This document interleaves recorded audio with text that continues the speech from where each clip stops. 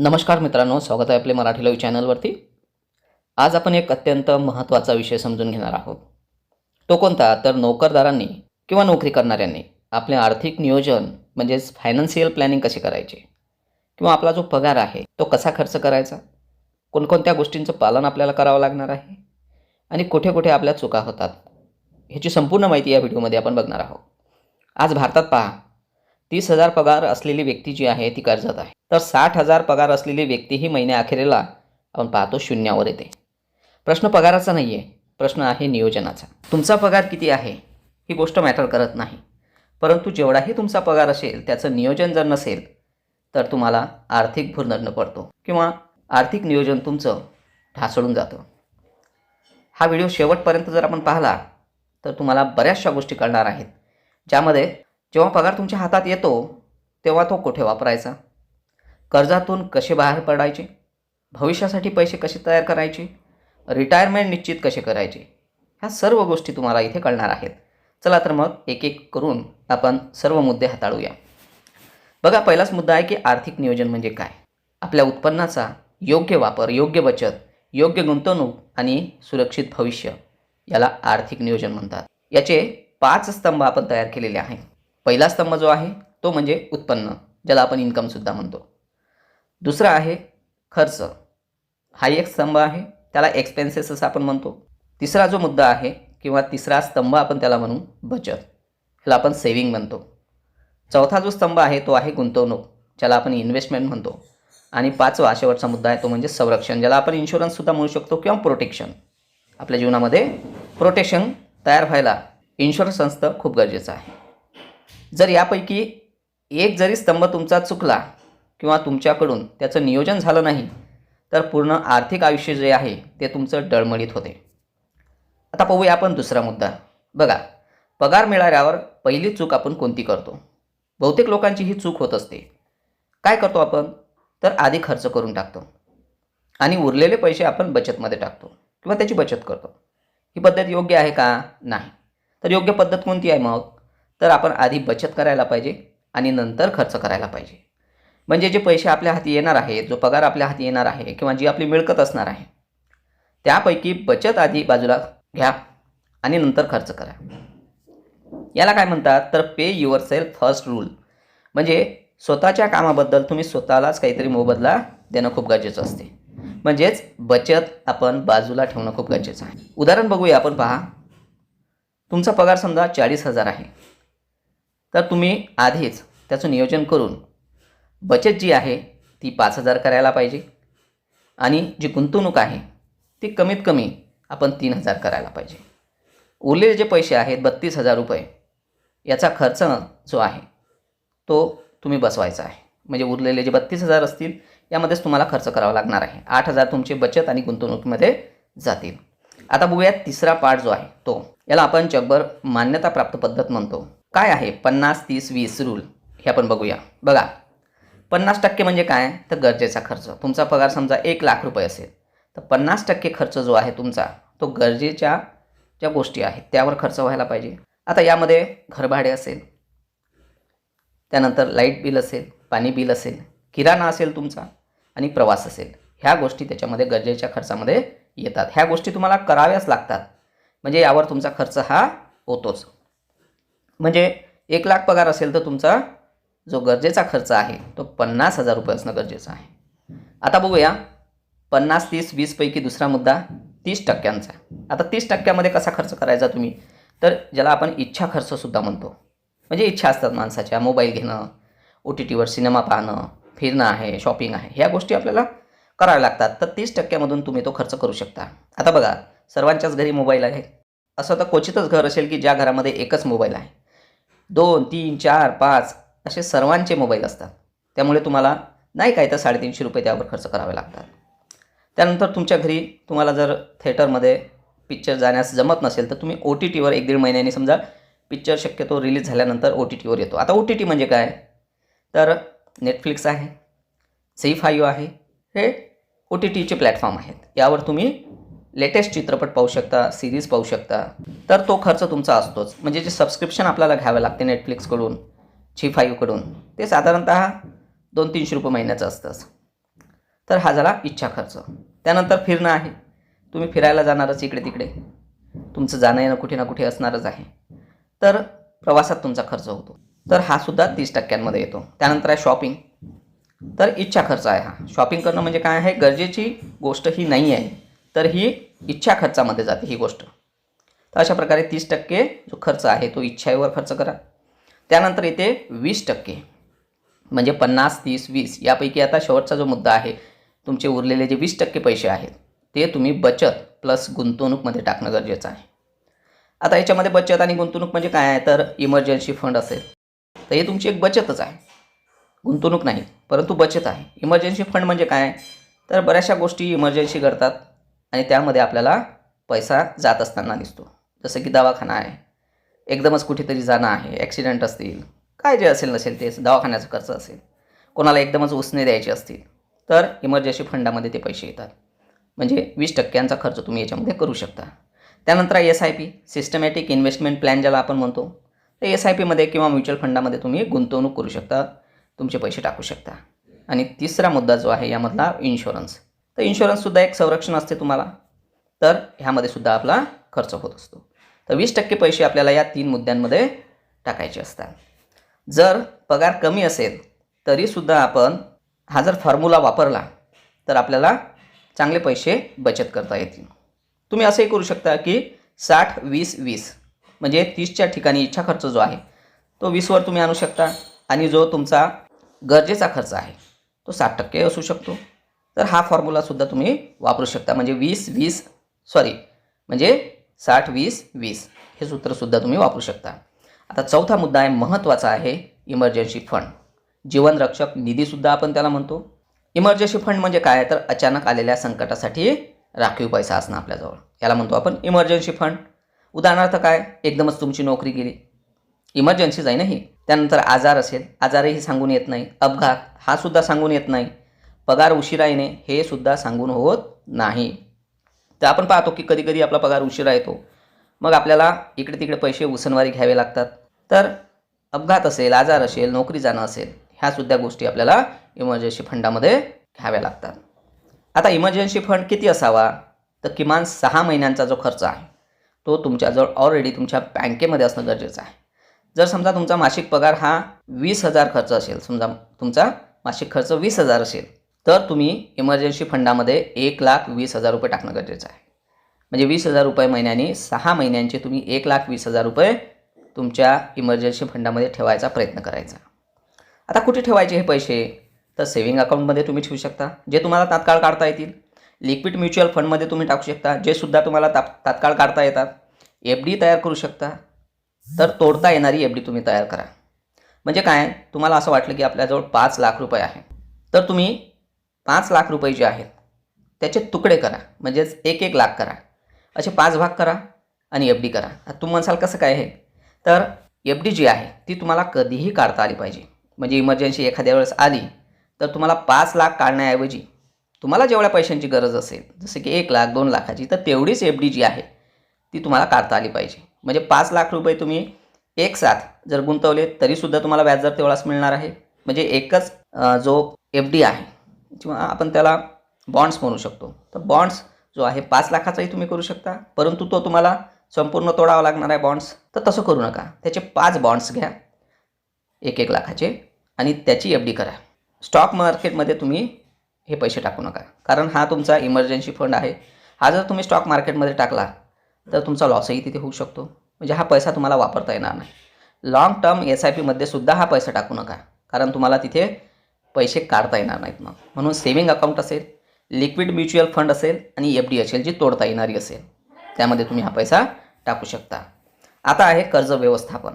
आता तुमचा पैसा तुमच्याजवळ येतो, परंतु कर्जामध्येही खूप जातो, खर्चही खूप होतो तुमचा. तर नोकरी करणाऱ्यांचा सर्वात मोठा शत्रू म्हणजे वाईट कर्ज. आता तुम्ही म्हणसाल की आम्ही वाईट कर्जाचं काही ऐकलं नाही, गृहकर्ज ऐकलं, पर्सनल कर्ज ऐकलं, परंतु वाईट कर्ज कोणतं, तर बघा वाईट कर्ज कोणकोणते आहेत. याच्यामध्ये सर्वात मोठा शत्रू तुमचा जर असेल कोणी, तर क्रेडिट कार्ड जे आहे ते तुमचं शत्रुत्व आहे. म्हणजे एक प्रकारे तुम्ही क्रेडिट कार्ड वापरून शॉपिंग करता, कर्ज घेता त्यामधून, तर तुम्हाला तिथे 36 ते 42% व्याजदर पडत असतो. म्हणून क्रेडिट कार्ड जे आहे ते शक्यतोवर वापरूच नका. त्यानंतर कर्ज घेता तुम्ही पर्सनल लोन, हे सुद्धा वाईटच आहे. त्यानंतर EMI ऑन लाईफस्टाईल, म्हणजे कुठून फायनान्शियल कंपनीकडून तुम्ही जर कर्ज घेतलं लाईफस्टाईलसाठी तर ते सुद्धा वाईट कर्जामध्येच येतं. त्यानंतर आहे चांगले कर्ज कोणते, मग आता तेही बघणं गरजेचं आहे. आपण वाईट कर्ज बघितले, आता चांगले कर्ज बघा. होम लोन सर्वात चांगलं कर्ज, कारण तुम्ही ते तुमच्या स्वतःसाठी म्हणजे इन्व्हेस्टमेंट नाही म्हणतायत, स्वतःसाठी ते तुम्ही कर्ज काढलेलं असते. एक प्रकारे स्थावर मालमत्ता ती होऊन जाते. तर होम लोन यावर आपण पाहतो की सर्वात कमी व्याजदर लागत असतो. होम लोनसाठीचं कर्ज चांगलं कर्ज आहे. एज्युकेशन लोन, तेही नियोजनामध्ये आपण पाहतो की तुमच्या मुलाला, मुलीला किंवा तुम्हाला स्वतःला एज्युकेशन लोन घेण्याची आवश्यकता असेल तर जरूर घ्या, कारण ती तुमची एक इन्व्हेस्टमेंट्स म्हणावी लागेल. तुम्ही तुमच्या मुलावर, मुलीवर खर्च केला, होम लोन असेल तुमच्या अंगावर, परंतु एज्युकेशन लोनही तुम्ही घेतलं तर चांगलंच आहे, कारण ती एक तुमची इन्व्हेस्टमेंट आहे. पुढच्या काळामध्ये तुमचा मुलगा किंवा मुलगी पुढे गेले तर तुम्हाला चांगले पैसे त्यांच्याकडून मिळू शकतात. त्यानंतर आहे गोल्डन रूल, पगाराच्या फक्त 30% EMI असायला पाहिजे, त्यापेक्षा जास्त नाही. जर तुम्ही 40% वर जर गेले तर तुम्ही एक प्रकारे कर्जामध्ये गुंतलेले आहात, तुमच्या हाती पगार कमी आहे. म्हणून पगाराच्या 30% पेक्षा जास्त EMI नको. जर आपला पगार 1 लाख असेल तर 30,000 रुपये फक्त आपले EMI मध्ये जायला पाहिजे, त्यापेक्षा जास्त नाही. जर तुमचा पगार 50,000 असेल तर EMI किती असायला पाहिजे, 15,000 रुपये. आधी हायेस्ट इंटरेस्ट लोन जे आहे ते तुमचं बंद करावं लागेल. म्हणजे क्रेडिट कार्डचं लोन असेल ते सर्वात हायेस्ट आहे, ते लोन तुम्ही अगोदर बंद करायला पाहिजे. नंतर पर्सनल लोन असेल, नंतर तुम्ही EMIवर समजा लाईफस्टाईलवर EMI घेऊन लाईफस्टाईलवर खर्च केला असेल तर तो सुद्धा बंद करायला पाहिजे तुम्ही. त्यानंतर आहे इन्शुरन्स, सर्वात महत्त्वाचा मुद्दा आहे हा. संरक्षण कवच ज्याला आपण म्हणतो ते. तुमचे इन्शुरन्स असू शकतात कोणते आहेत, तर हेल्थ इन्शुरन्स असू शकतो, अत्यावश्यक आहे हा.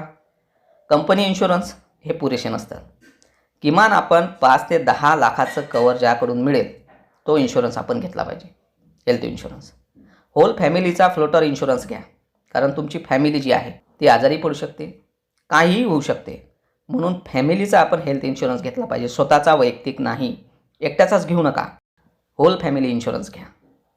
त्यानंतर आहे टर्म लाईफ इन्शुरन्स. हा काय असतो, जर तुमच्यावर कोणतीही अवलंबून व्यक्ती असेल तर तुम्हाला त्यांच्यासाठी काहीतरी करून ठेवावं लागेल. काही होऊ शकतं जीवनामध्ये, म्हणून म्हणतो की होऊ नाही, परंतु अपघात किंवा काही कोणत्याही गोष्टी ह्या सांगून येत नाहीत. तर त्याच्यासाठी आपण 15 ते 20 पट वार्षिक पगार त्याच्यासाठी ठेवणं खूप गरजेचं आहे. म्हणजे समजा तुमचा पगार 5 लाख रुपये वार्षिक आहे तर तुम्हाला कवर कितीची घ्यावी लागेल, 75 लाख ते 1 कोटीपर्यंतची. टर्म लाईफ इन्शुरन्स LICचा सुद्धा आहे, SBIचा आहे, HDFCचा आहे. जो चांगला वाटेल तुम्हाला तो घेऊ शकता तुम्ही. एंडॉमेंट पॉलिसी जी आहे ती घेऊ नका, मनी बॅक पॉलिसीसुद्धा घेऊ नका. ह्या दोन्ही गोष्टी तुम्ही टाळा. आता 7वा मुद्दा आहे तो म्हणजे इन्व्हेस्टमेंट प्लॅनिंग. इन्व्हेस्टमेंट म्हणजे काय, तर आजचा पैसा उद्याच्या मोठ्या मूल्यांसाठी कामाला लावणे. जे बिगिनर्स असतात ना त्यांच्यासाठी हे बेस्ट ऑप्शन आहे. जे नुकतेच आता नोकरीवर लागलेले आहेत, त्यांना चांगला पगार आहे, तर ते लोक याच्यामध्ये आपल्या पैशाला कामाला लावू शकतात. जसं की म्युच्युअल फंड SIP आहे, म्हणजे इक्विटी SIP म्हणू शकतो आपण लॉंग टर्मसाठी, तर खूप चांगली आहे. तुम्ही डायरेक्ट बँकेमध्ये जाऊन SIP काढू शकता. तुम्हाला असं वाटलं की कोणा ब्रोकरच्या माध्यमातून SIP काढायची आहे तेही करू शकता, तर त्याला 1-2% मग कमिशन जाईल. तर तुम्ही डायरेक्ट SIP काढा किंवा म्युच्युअल फंड काढा. कोणाही बँकेमध्ये जाऊन व्हिजिट करा, ते तुम्हाला व्यवस्थित समजून सांगतील. PPF आहे, ज्याला आपण PF सुद्धा म्हणू शकतो, प्रोव्हिडंट फंड. तर सुरक्षित, टॅक्स फ्री आणि 15 वर्षांचा तुमचा हा PPF असणं गरजेचं आहे. तुम्ही या प्रोव्हिडंट फंडामधून कधीही पैसे काढू शकता, कारण हा तुमचा फंड जो आहे तो हक्काचा असतो. तर हा सर्वात सुरक्षित असतो, टॅक्सेस फ्री असतो आणि कमीत कमी तुम्हाला, मी तर असं म्हणेल की नोकरीवर लागल्यापासून PFमध्ये गुंतवणूक करायला सुरुवात करा. त्यानंतर NPS, नॅशनल पेन्शन स्कीम. तर रिटायरमेंटसाठी ही उत्तम आहे, कारण आता बघतो आपण की जी जुनी पेन्शन योजना आहे ती बंदच झालेली आहे. म्हणून सर्व जे कर्मचारी आहेत ते NPSमध्ये येतात. तर रिटायरमेंट झाल्यानंतर तुम्हाला 60% रक्कम जी आहे ती आधीच मिळून जाते, म्हणजे डायरेक्ट तुमच्या बँक खात्यामध्ये जमा होती, जी जमा झालेली असेल तुमच्या NPSमध्ये, आणि 40% तुम्हाला पेन्शन मिळते. ते पेन्शन फारच कमी येते म्हणा. तर 60% रक्कम तुम्ही म्युच्युअल फंडामध्ये टाकू शकता, तुम्ही SWP करू शकता, तुम्ही SIPमध्ये ते पैसे टाकू शकता, म्हणजे तुम्हाला तिथून अर्निंग मग मिळत राहील. गोल्ड जे आहे, आपण बघतो सोनं, ह्याचे भाव खूप वाढलेले आहेत. आपल्याला आता पश्चाताप होत असेल की आपण 2 ते 3 वर्षा अगोदर जर सोनं घेतलं असतं तर ते सोनं तुमचं दुप्पट तिप्पट झालं असतं, आहे ना. म्हणजे गोल्ड बॉन्डसुद्धा तुम्ही विकत घेऊ शकता आणि गोल्ड ETF सुद्धा घेऊ शकता. तर तुम्हाला वाटत असेल की गोल्डवर सर एखादा व्हिडिओ बनवा, तर मी नक्की बनवेल. गोल्ड ETF काय ते मी सुद्धा त्यामध्ये सांगेल तुम्हाला. शेअर मार्केटशी संबंधितच असतो ETF, नक्की सांगेल. तर स्टॉक मार्केटमध्ये डायरेक्ट ट्रेडिंग नवशिक्यांनी करू नये. म्हणजे जे बिगिनर्स आहेत त्यांनी स्टॉक मार्केटमध्ये एकदम घुसू नये, कारण ते नवखे असतात, त्यांना माहिती नसते. 5-5, 7-7 वर्ष ज्यांना अनुभव आहे तेच त्यामध्ये टिकतात आणि जे बिगिनर्स आहेत त्यांचा लॉससुद्धा तिथे होऊ शकतो. म्हणून थोडं सांभाळून यामध्ये तुम्ही राहिलं पाहिजे. त्यानंतर आहे रिटायरमेंट प्लॅनिंग. सर्वात मोठी चूक आपण रिटायरमेंट प्लॅनिंगमध्ये करतो ती कोणती? तर आता रिटायरमेंट आपलं दूर आहे म्हणून आपण नंतरचं नंतर बघू, असेही काही लोक म्हणतात. सत्य काय आहे यामधलं? तर लवकर सुरुवात करा. जेव्हा तुम्ही नोकरीला लागले तेव्हा जर तुम्ही इन्व्हेस्टमेंट किंवा बचत जर सुरू केली तर तुम्हाला ते चांगलं होईल. लवकर सुरुवात जर केली तर म्हणजे काय, कमी पैसा लागेल आणि जास्त फायदा होईल. प्रीमियम तुम्हाला कमी येतील. एक उदाहरणच घेऊ आपण इथे. बघा, 25 तुमचं वय आहे समजा, 25 वर्षाची तुम्ही आहात, तर SIPमध्ये तुम्ही 5,000ही टाकले महिन्याचे तरी चालतात. परंतु एखाद्याचं वय 35 वर्ष आहे आणि तो SIPमध्ये 10,000 रुपये टाकत आहे, तरीसुद्धा 25 वयाची व्यक्ती जी आहे ती जास्त पैसे कमावते किंवा मिळवते त्यामधून. ज्याचं वय 25 वर्ष आहे तो SIPमध्ये फक्त 5,000 गुंतवत आहे आणि 35 वर्ष वयाचा व्यक्ती SIPमध्ये 10,000 रुपये गुंतवत आहे, तरीसुद्धा मिळणारे जे पैसे आहेत ते जास्तीत जास्त 25 वयाचा जो व्यक्ती आहे त्यालाच मिळणार आहे. तर यावर सुद्धा मी एखादा व्हिडिओ बनवून तुम्हाला नक्की माहिती याबद्दलची सांगेल. आता हे रिटायरमेंट सोर्सेस. तुम्ही रिटायर झाले तर तुमच्याजवळ काय काय येतं, कुठकुठून पैसे येतात. बघा, तुमचा PF असेल, प्रोव्हिडंट फंड असेल, ज्याला आपण GPFसुद्धा म्हणतो, याच्यामधले पैसे तुम्हाला येतील. त्यानंतर PPF कोणी काढलेला असेल तर जर कोणी PPF काढलेला असेल तर त्याच्या माध्यमातून सुद्धा पैसे येतात. कोणाचं NPS असेल त्यालासुद्धा पैसे येतात. कोणी जर जुन्या पेन्शनमध्ये असेल तर रिटायरमेंटचे पैसे त्याला चांगलेच मिळतात. म्हणजे ग्रॅज्युइटी वगैरे आहे, त्यानंतर पेन्शन विक्री आहे आणि तुमचा म्युच्युअल फंड असेल, ह्या सर्वांमधून तुम्हाला पैसे रिटायरमेंटनंतर मिळतात. म्हणजे हे झाले रिटायरमेंट सोर्सेस. आता तुमचं टार्गेट काय असायला पाहिजे? तर रिटायरमेंटनंतर जे इन्कम तुमचं असेल ते आजच्या खर्चाच्या किमान 70% असलं पाहिजे. आज तुमचा पगार चांगला आहे, परंतु रिटायर झाल्यानंतर तुमच्या हाती 70% पगाराच्या म्हणून आपण पैसा असणं गरजेचं आहे. कारण तुम्हाला सवया लागलेल्या असतात, त्या एकदम मोडत नाहीत. म्हणून 70% तरी पैसा तुमच्या हातामध्ये असणं गरजेचं आहे. त्यानंतर 9 आहे फायनान्शियल डिसिप्लिन. तर यामध्ये बघा, आर्थिक यशाचे 5 नियम आहेत. तर पहिल्यांदा तुम्ही काय करायला पाहिजे, तुमचा बजेट लिहायला पाहिजे, कारण हा खूप महत्त्वाचा मुद्दा आहे. बजेट म्हणजे काय, तर तुम्हाला येणाऱ्या पुढच्या वर्षामध्ये किंवा येणाऱ्या वर्षामध्ये आपण म्हणू काय काय लागणार आहे, किती खर्च तुमचा होणार आहे, हा बजेट लिहिणं खूप गरजेचं आहे. त्यानंतर आहे खर्च ट्रॅक करणे. एक मोबाईल ॲप आहे खर्चाचं किंवा खाता बुक आहे, त्याच्यामध्ये तुम्ही काय करू शकता, खर्च ट्रॅक करू शकता की तुमचा खर्च किती होऊन राहिलेला आहे हे तुम्ही ट्रॅक करू शकता, की कुठे आपले जास्त पैसे जात आहेत ते आपण कमी खर्च करायचे. त्यानंतर EMI मर्यादित ठेवा. हा सुद्धा महत्त्वाचा मुद्दा आहे. EMI जर तुमचा 30% असेल पगाराच्या तर चांगला आहे. तुम्ही जर 35-40% गेले तर तुम्हाला तुमच्या आर्थिक नियोजनामध्ये समस्या निर्माण झाल्याशिवाय राहणार नाही. दरवर्षी इन्व्हेस्टमेंट रिव्ह्यू करा की तुमची जी इन्व्हेस्टमेंट आहे त्यामधून तुम्हाला काय मिळतं आहे, हे रिव्ह्यू करणं खूप गरजेचं आहे. त्यानंतर आहे लाईफस्टाईल इन्फ्लेशन. हे आपण टाळलं पाहिजे. लाईफस्टाईलवर कमी खर्च केला पाहिजे, कारण जग झपाट्याने बदलत आहे. म्हणून आपण जगाबरोबर लाईफस्टाईलच्या बाबतीत चालणं हे काही बरं नाही. मोठा पगार असेल तर श्रीमंती आहे असं नाही. काही काही लोकांचे खूप चांगले पगार आहेत, एका लाखाच्या वर पगार आहे, मग ते श्रीमंतीमध्ये मोडतात का? तर नाही. परंतु जर तुमचा कमी पगार असला आणि शिस्तीत तुमचं वागणं असं, आर्थिक नियोजन ज्याला आपण म्हणतो, मोठा पगार म्हणजे श्रीमंती नाही हे अगोदर ध्यानात घ्या. तर मोठी शिस्त म्हणजे श्रीमंती आहे. तुमचा पगार कितीही असो, आर्थिक नियोजनाच्या बाबतीत शिस्तीत वागले तर तुम्ही श्रीमंत आहात किंवा तुमच्याजवळ श्रीमंती आहे. बघा मित्रांनो, नोकरी म्हणजे सुरक्षा नाही. खरंच सांगा मला, सुरक्षा आहे का? नाही. नियोजन म्हणजे खरी सुरक्षा आहे. म्हणून आजच निर्णय घ्या. तुमचे पुढील 20 ते 30 वर्ष ठरवतात की तुम्हाला तुमचं पुढचं आयुष्य कसं मिळणार आहे.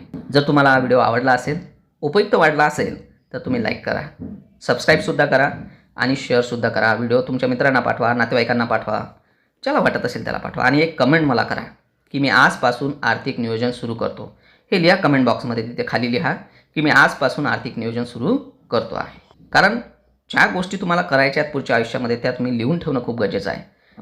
ज्याला आपण मॅनिफेस्टेशनसुद्धा म्हणतो, तीच ती पॉझिटिव्ह गोष्ट आपण नेहमी लिहिली तर ती प्रत्यक्षात उतरत असते. म्हणून कमेंट बॉक्समध्ये एकदा लिहून टाका, मी आजपासून आर्थिक नियोजन सुरू करतो. आणि तुम्हाला कोणते व्हिडिओ पाहिजे आहेत, कशाची माहिती पाहिजे आहे, हे तुम्ही मला कमेंटमध्ये सांगू शकता. पुन्हा भेटूया अशाच एका नवीन चांगल्या व्हिडिओमध्ये. तोपर्यंत जय हिंद, जय महाराष्ट्र.